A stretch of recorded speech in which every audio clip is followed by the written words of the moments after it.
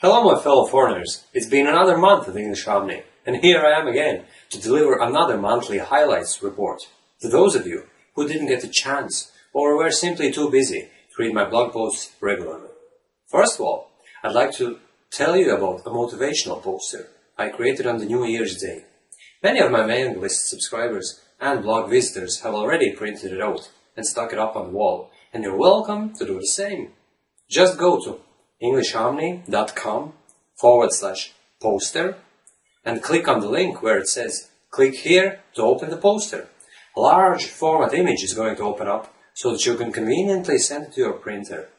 The poster consists of the main premises of the English Harmony project, such as focus on what you can say instead of what you can't, or don't mind your mistakes, even native English speakers make plenty of them, and many more. And the whole point of having the poster printed out is to keep yourself motivated to improve and maintain your English fluency throughout this year. As you might have already noticed, my approach towards English improvement is a bit different than you'd find elsewhere. I don't preach grammar perfection, and I don't promote sophistication when it comes to speaking in English. Basically what I'm saying is, stop giving yourself a hard time, have an open mind, and you'll stand a much bigger chance to succeed as a foreign English speaker.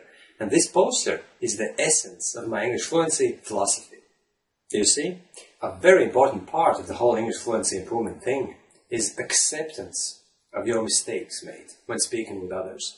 And I want you to read this blog post to understand better what I meant by that.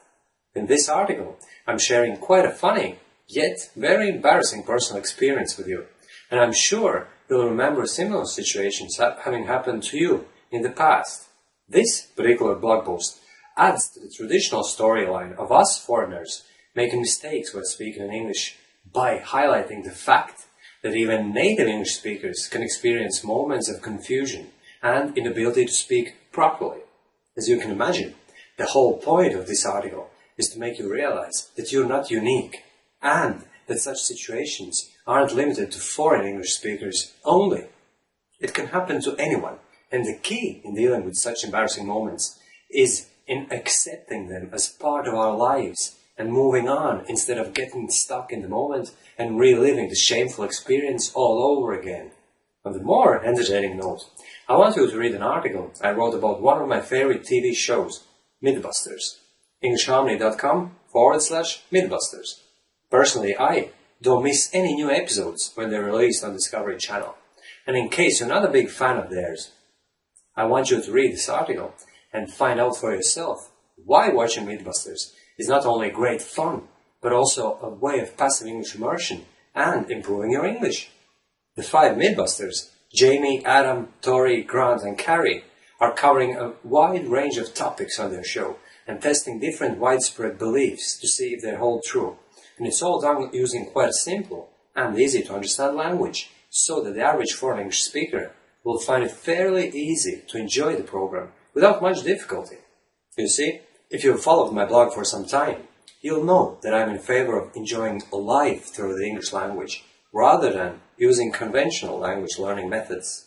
Speaking as much as possible with others and with yourself, using English to enjoy your hobbies, and also spending your free time doing things that involve the English language will be very beneficial to you as a foreign English speaker.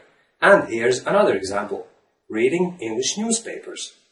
When I just came over to Ireland 10 years ago, I made it my habit to read a newspaper every morning and build my English vocabulary. And it's a decision I've never lived to regret. Phrasal verbs, expressions, and simple English language used in tabloid newspapers is what you need to communicate effectively with people at work and on the street.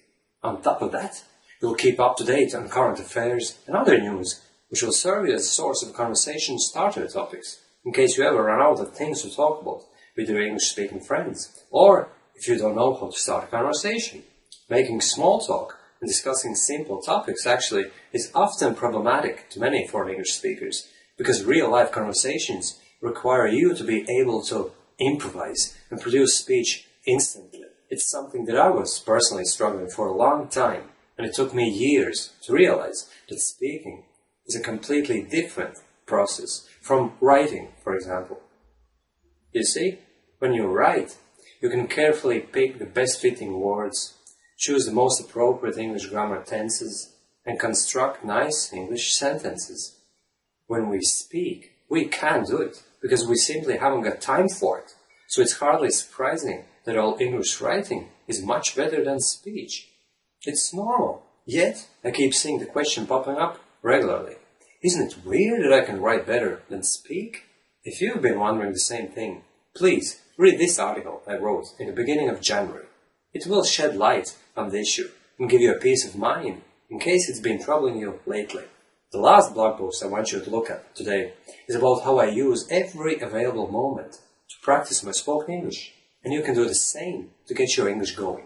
It's called How to Improve Spoken English While Entering Sales Orders on a PC, and it's yet another article dedicated to the topic of speaking English with yourself. It's how I keep myself immersed in the English language for large periods of time during the day, and you can do the same to drastically improve your English fluency. Alright, these were the English Harmony blog highlights of January 2012, and I hope you'll find at least a few of my articles worth reading. I also hope that you'll gain something for your own English fluency improvement in the process, and you're welcome to post your feedback in the comments below. Thanks a million for staying with me, and see you soon again.